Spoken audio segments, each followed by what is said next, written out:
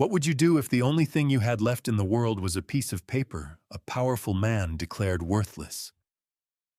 For Mary Whitcomb, that question wasn't a parlor game.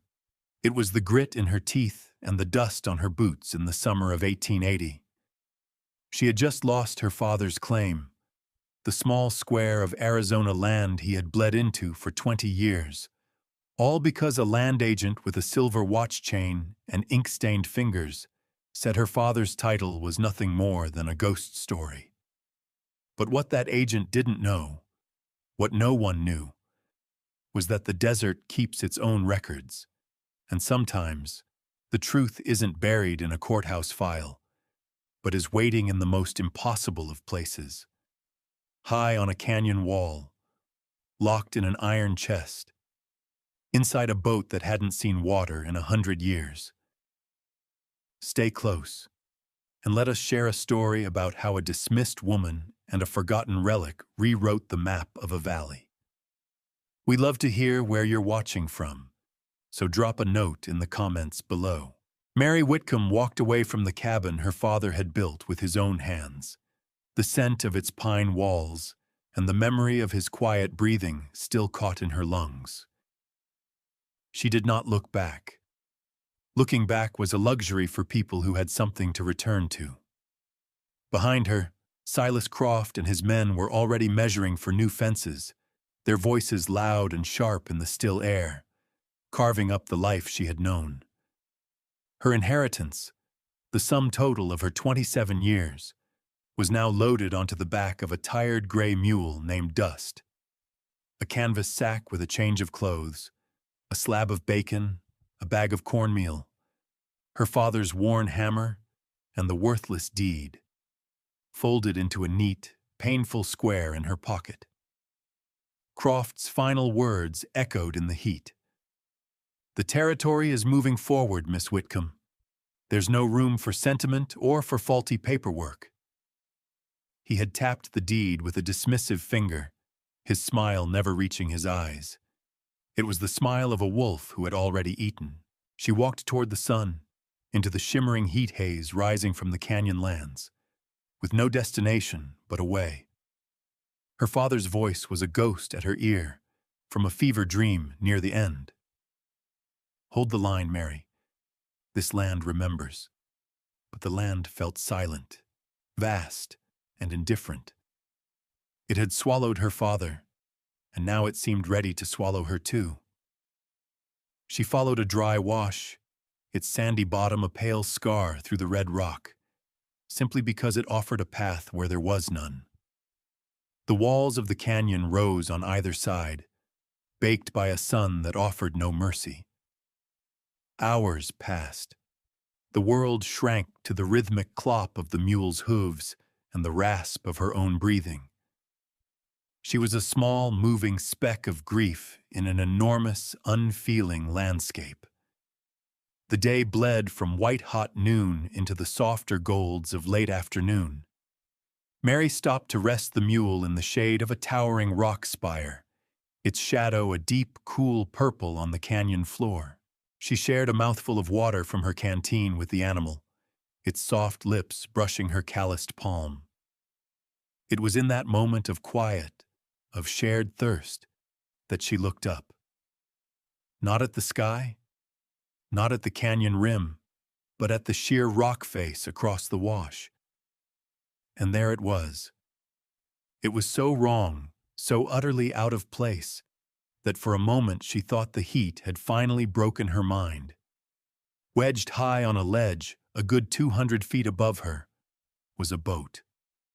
A simple wooden rowboat, its paint scoured away by a century of sun and wind, its hull a ghostly silver gray against the red rock. It was canted at a sharp angle, held fast by a fall of rock, a piece of some long-forgotten flood, a testament to a time when water, not dust, had carved this place. It was a joke of nature, a bizarre monument to a dead river. She had heard prospectors tell tales of strange things found in the backcountry, but never this. It was a ship wrecked on a mountain of stone. Most people, she reckoned, would see it, shake their head at the strangeness of it, and move on. It was useless, a piece of high and dry driftwood. But Mary couldn't look away. Something about its stubborn, impossible perch resonated with her own. It was a thing that had been violently displaced, left stranded and forgotten, yet it endured. She squinted, shielding her eyes against the lowering sun. There was something else. Tucked beneath the rower's seat, lashed down with what looked like blackened, rotted rope, was the dark shape of a box. An iron chest, small but solid. It sat there, patient as stone, holding a secret for no one. A flicker of something that was not quite hope, but a cousin to it. A fierce, defiant curiosity ignited in her chest. That box, like her, had been dismissed by the world. It was too high, too old, too much trouble. But it was there. And suddenly, Mary Whitcomb had a destination after all. What does a person do when faced with an impossible prize? Do you write it off as a mirage, a trick of the light and a grieving mind? Or do you see it for what it is, the one thing left in the world that no one else has bothered to claim? What secrets do you think are waiting inside that iron chest?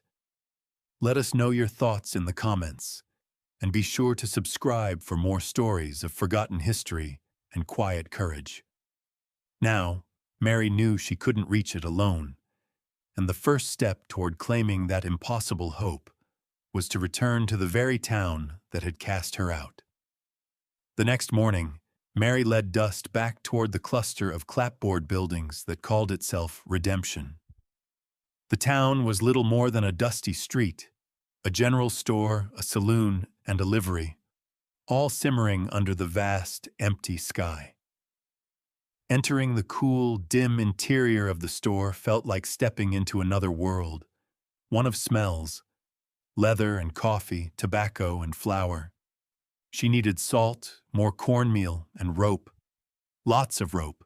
The storekeeper, a man named Henderson with a perpetually worried expression, measured out her goods.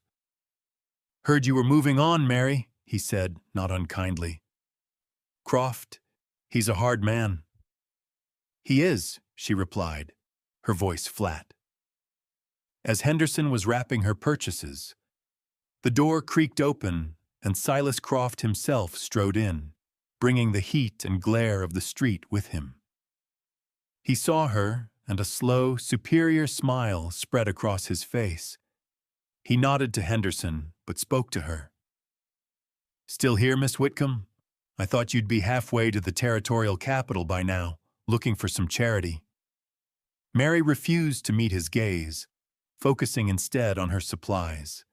She kept her silence, a habit learned from a father who believed a person's character was shown in the insults they ignored. She paid Henderson, her coins making a small, final sound on the wooden counter. As she gathered her sack, she asked, more to herself than to anyone, "Ever hear of a boat stuck up in Red Wash Canyon?" Croft let out a short, barking laugh. "A boat? Good Lord, the sun's got to you already. Chasing ghosts in the dry lands, are we? Some people just can't accept when they've lost everything. They start seeing treasure in the clouds." He turned to the other men in the store, winking. "Leave her be. She's touched by grief." The men shuffled their feet, a few offering weak, complicit smiles. Mary's shoulders tightened, but she walked out, her back straight. As the screen door slapped shut behind her, a voice, quiet as rustling leaves, stopped her on the porch. An old Yavapai woman sat on a stool, her fingers deftly weaving yucca fibers into a basket. She was ancient, her face a beautiful map of wrinkles, her eyes dark and deep. She had been there as long as Mary could remember, a silent fixture of the town. She looked up at Mary, her weaving hands never pausing. "The river puts things where they belong," the old woman said, her voice dry as the desert floor. "You just have to be strong enough to get them down." It wasn't advice. It was a pronouncement, a cryptic weight that settled on Mary's shoulders, not as a burden, but as a confirmation. She nodded once to the woman, a flicker of understanding passing between them, and led her mule away from the town's mockery and toward the canyon's promise. The journey back to the canyon was different. Before she had been fleeing, now she was advancing. The landscape no longer felt indifferent. It felt watchful, a silent witness to her purpose. She made camp in the same spot, at the foot of the cliff, the silhouette of the boat a dark promise against the deepening twilight sky. For 2 days, she did nothing but observe. She used her father's old brass spyglass, an instrument he'd used to watch for stray cattle or the distant dust cloud of a coming storm. She watched the boat as the sun journeyed across the sky, charting the way the light and shadows moved across its weathered hull. It was an act of patience her father had taught her. "Never rush a wild thing," he'd say, "whether it's a horse or a piece of land. You watch it. You learn its habits." The boat was a wild thing, captured and tamed by the rock. Through the spyglass, she could see the details that distance had blurred. The wood was bleached and splintered, the ribs of the hull exposed in places like the bones of some great animal. The iron chest was black and pitted with rust, its presence a dark, dense question. She saw the frayed ends of the rope that held it, wondering how they had not disintegrated after so many years. She spent the hours committing the cliff face to memory, mapping every crack, every ledge, every stubborn bit of scrub brush that clung to the stone. It was a vertical puzzle, and she was searching for the first piece. She ate her simple meals of corn cakes and bacon, the smoke of her small fire rising straight up in the still air. Dust, her mule, stood nearby, his ears occasionally flicking toward the sounds of the canyon, the cry of a hawk, the skitter of a lizard on rock. He was her only companion, a steady, breathing presence in the immense silence. At night, she lay wrapped in her blanket, staring up at the boat. The stars were brilliant, cold, and impossibly far away. The boat seemed to float among them, a ship sailing on a sea of night. A feeling of profound loneliness washed over her, so sharp it was almost a physical pain. She was one woman against a mountain of stone, chasing a mad hope. The mockery of Silas Croft echoed in her ears, touched by grief.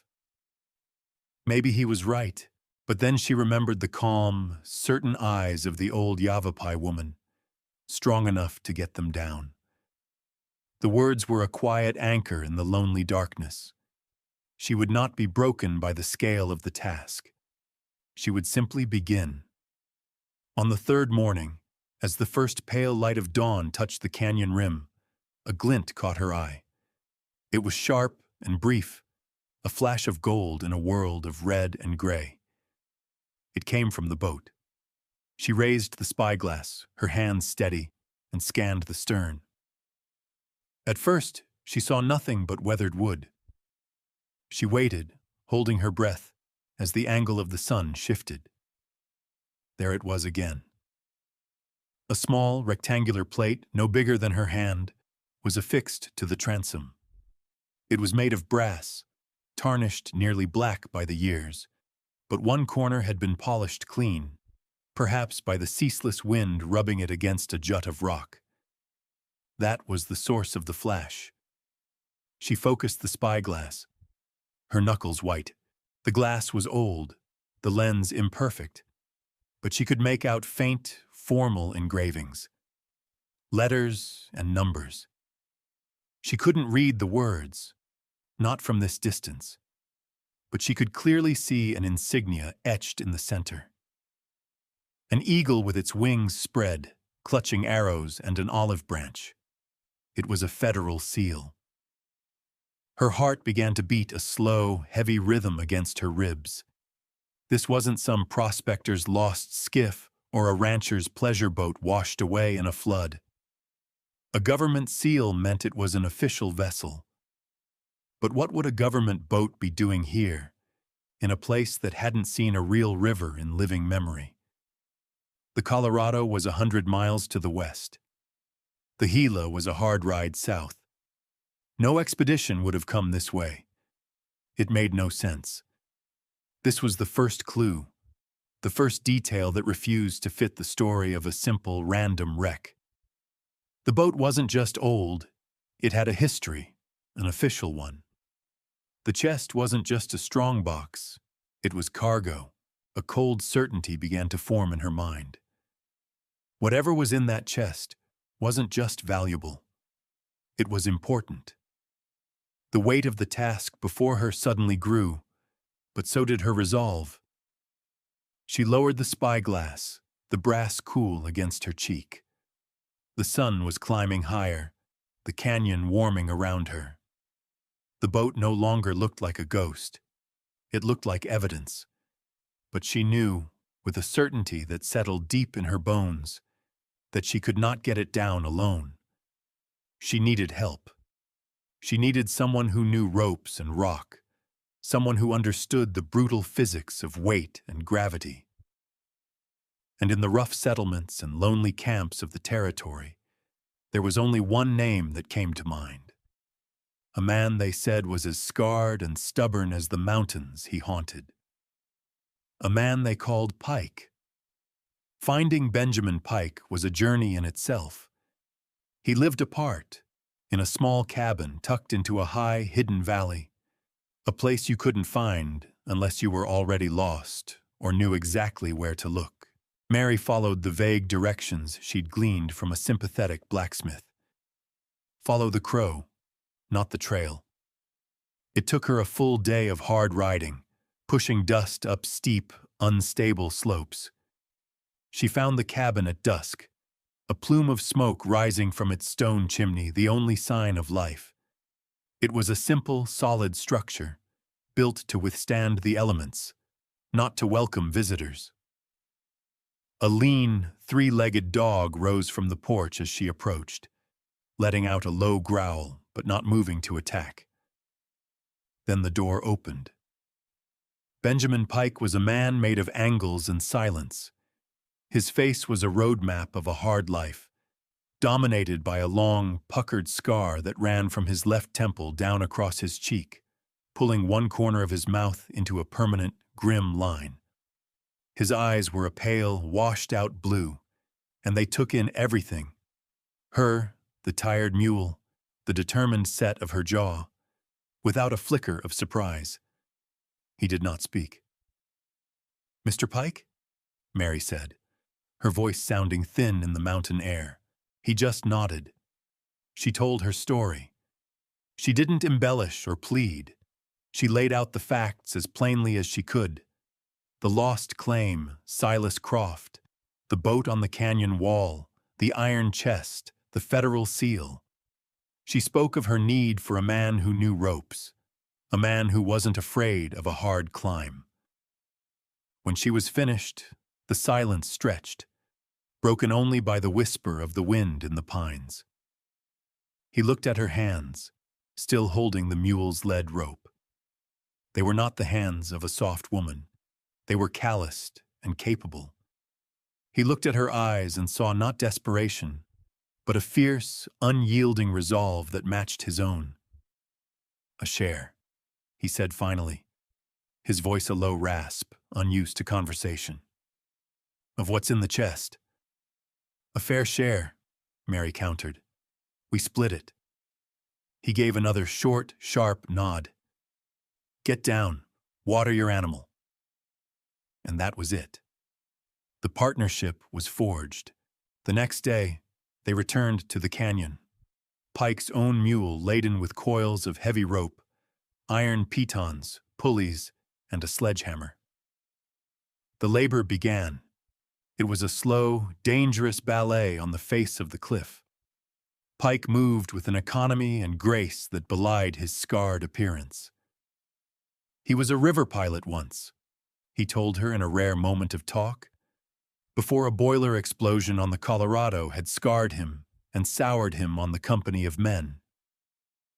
He knew knots and rigging better than he knew people.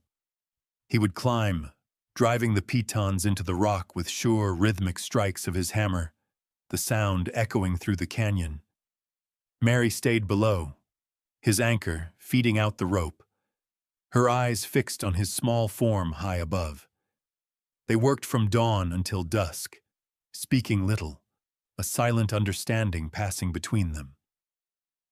It was a language of shared effort, of trust placed in a knot, of a life held by a rope. Her mule and his three-legged dog, who he called Tripod, waited patiently at the base of the cliff, a small, quiet audience to the immense task unfolding above them. Days passed. The rope system grew more complex, a web of hemp and iron clinging to the stone. Finally, they were ready. Pike secured the last line around the boat itself, and slowly, carefully, they began to lower their impossible prize to the canyon floor. The boat descended in a slow, groaning shudder of ancient wood. It scraped against the rock face, sending down showers of dust and pebbles, a sound like a long, held breath being released. When it finally touched the sandy bottom of the wash, it landed with a solid, final thud that echoed in the quiet canyon. It was here. After all the watching, the planning, the brutal labor, it was finally within reach. The boat was surprisingly intact, a testament to the dry air that had preserved it. But their attention was fixed on the iron chest. The chains holding it were rusted but strong. Pike shattered them with a single, well-aimed blow from the sledgehammer. Now the chest sat free on the sand, black and silent. The lock was a solid mass of rust, the keyhole sealed shut. There would be no finesse. Pike swung the sledge again, the blow ringing out like a judgment bell. A second swing and a third. The iron protested, then bent, then broke. With a final heave, he pried the lid open. A musty smell of old paper and dry leather and trapped time rose from within. Mary knelt beside it. There were no gold bars, no silver coins. Her heart, which had been pounding with a frantic, greedy hope, settled into something deeper, more serious. The chest was filled with oilskin-wrapped parcels tied with brittle twine. Her fingers, trembling slightly, worked at the knot on the topmost package. She pulled back the stiff, cracked material. Inside was a book, a surveyor's log, its leather cover dry and flaking. The pages were filled with a neat, precise script, detailing coordinates, landmarks, and measurements. She opened another parcel. It held a series of rolled maps, drawn with an expert hand on heavy linen paper. They were topographical charts of the entire region, from the river to the high peaks. Then she saw the brass plate again, the one she'd spotted from below. It had been knocked loose in the fall, and it lay inside the chest. She picked it up. U.S. Territorial Survey, Colorado River Expedition, 1858.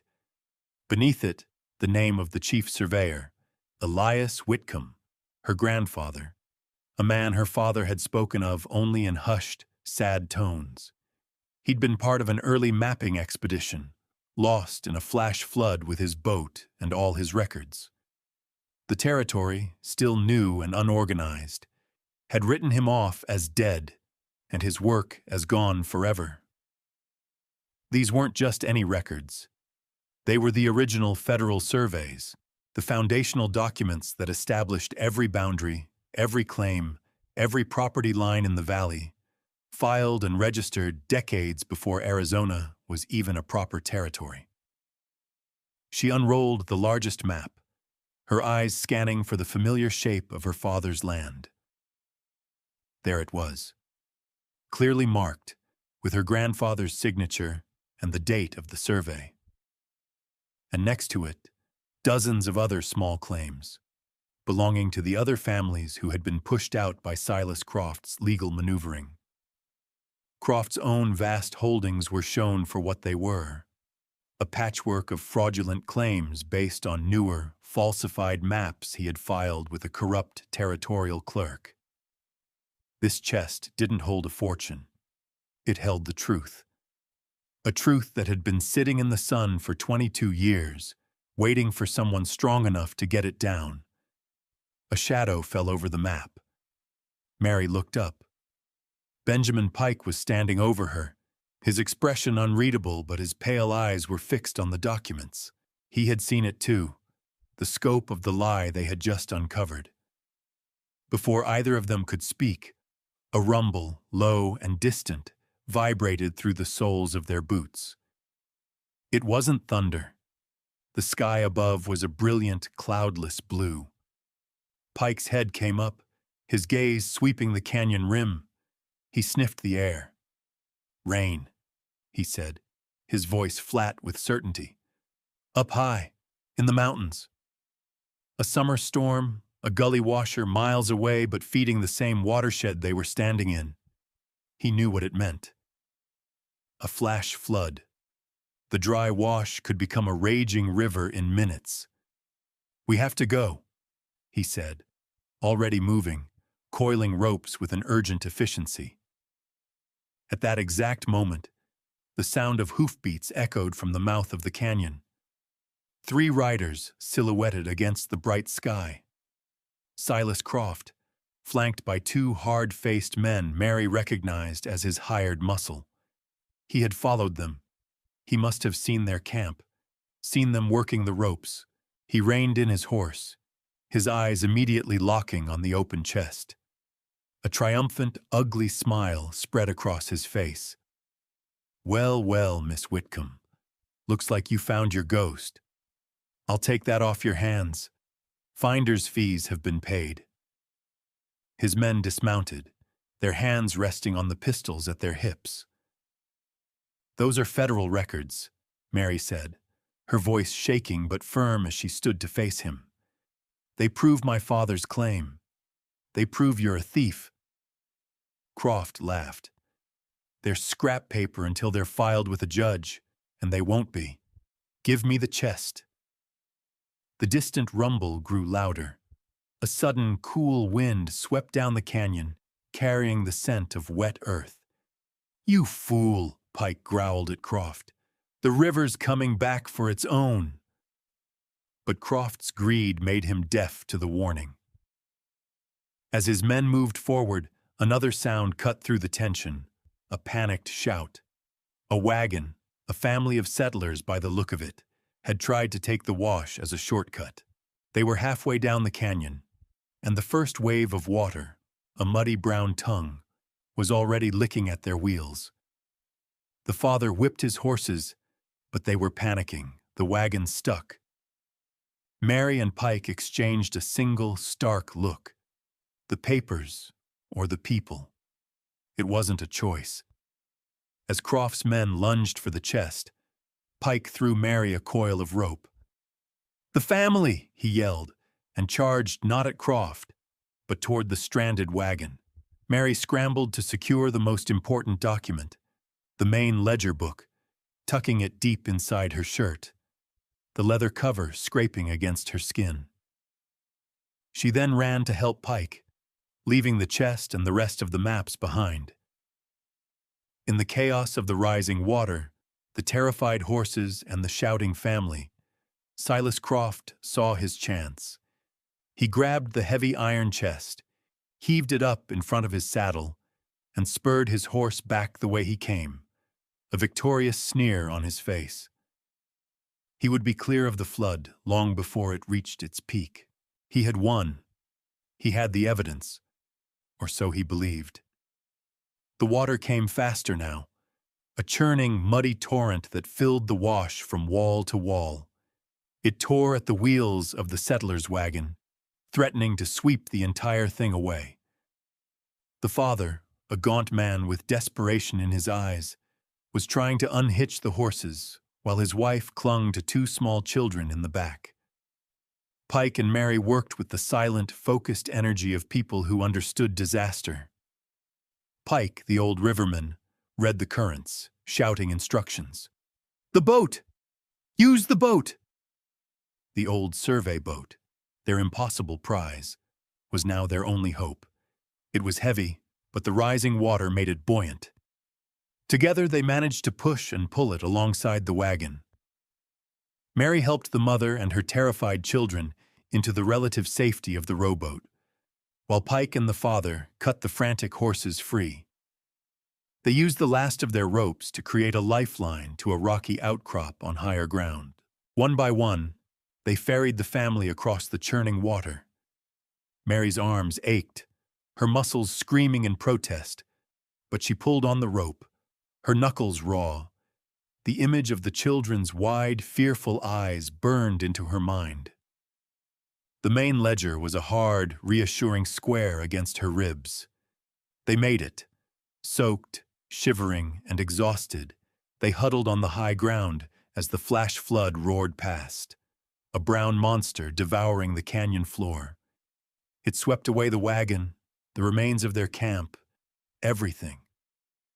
They watched as it tore the heavy iron chest from Silas Croft's grasp a half-mile downstream, his horse screaming as it was pulled under. The chest disappeared into the maelstrom. Croft himself barely managed to cling to a rock, defeated and alone.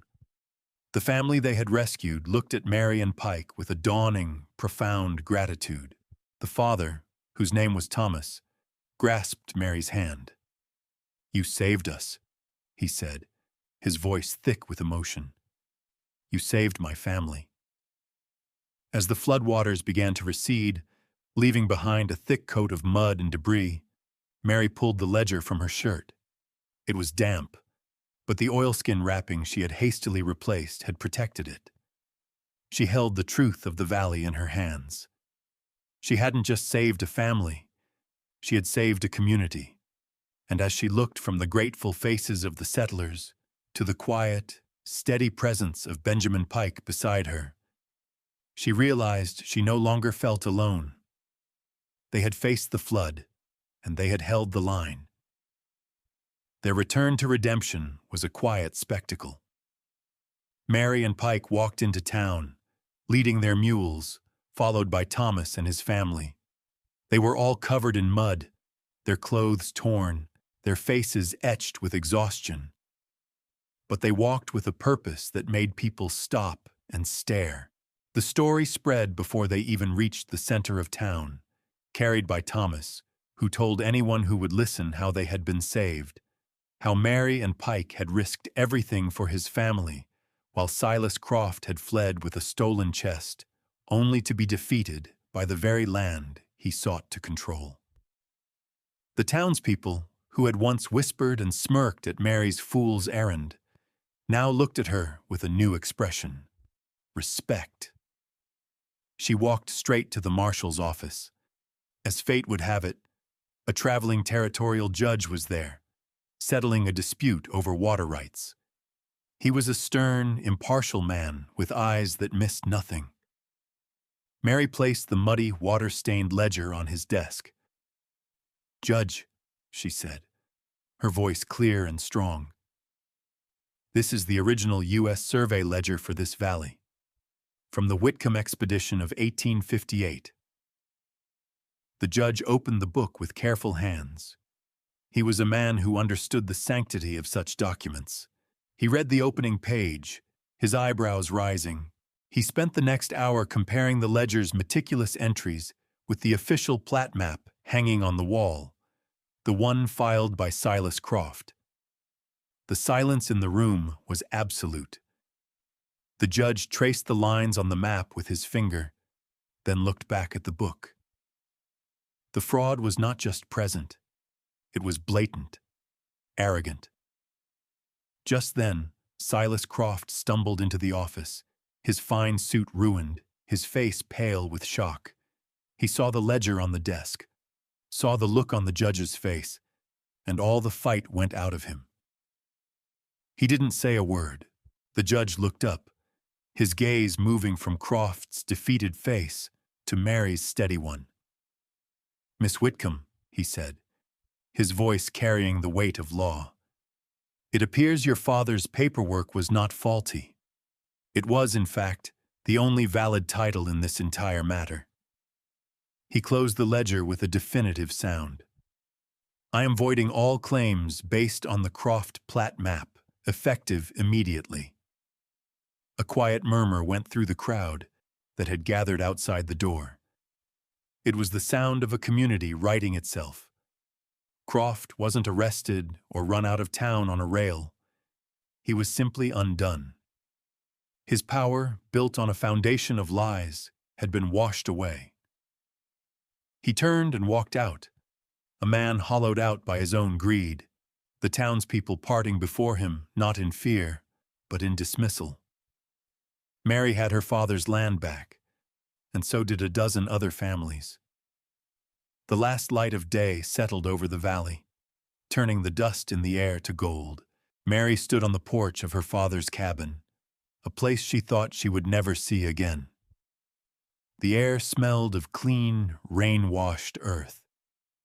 Benjamin Pike stood beside her, not too close, but near enough that she could feel the quiet strength of his presence. He had helped her repair the fence Croft's men had started to tear down. Thomas and his family, who had nowhere else to go, were staying in the barn for now, their quiet gratitude a warm presence on the homestead. The old survey boat, scarred but whole, had been hauled up from the canyon. It rested near the barn, not as a wreck, but as a monument.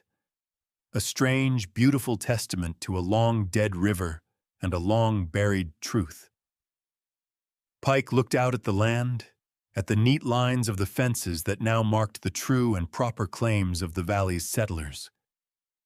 His gaze was distant, as if seeing the twists and turns of a river only he could navigate. He broke the comfortable silence. "Your father told you to hold the line," he said, his voice a low rumble. It wasn't a question. He was echoing the words she'd told him during their long days on the cliff face. Mary looked from the valley, now secure and at peace, to the impossible boat, and then to the scarred, solitary man who had become her partner. She thought of the chest, the flood, the family, the ledger. She thought of how a place of violent displacement had become a source of justice, how a tool of survival had become a vessel of rescue. She had come back not just to reclaim a piece of property, but to restore a community. "We built a harbor," she replied softly. It was the truest thing she had ever said. They stood together as the first stars appeared, two people used to being alone, discovering the quiet, sturdy architecture of a home worth defending. Thank you for joining us for this story of resilience and redemption. We believe that true strength is often found in the quiet refusal to be dismissed, a theme we hope resonated with you today. If you enjoyed Mary's journey, please consider liking this video and subscribing to our channel for more tales of the unsung heroes of the past. Let us know in the comments what part of the story moved you the most. We have another story coming soon, about a lone doctor and a forgotten promise that changed the fate of a town on the brink of winter. Until then, be well.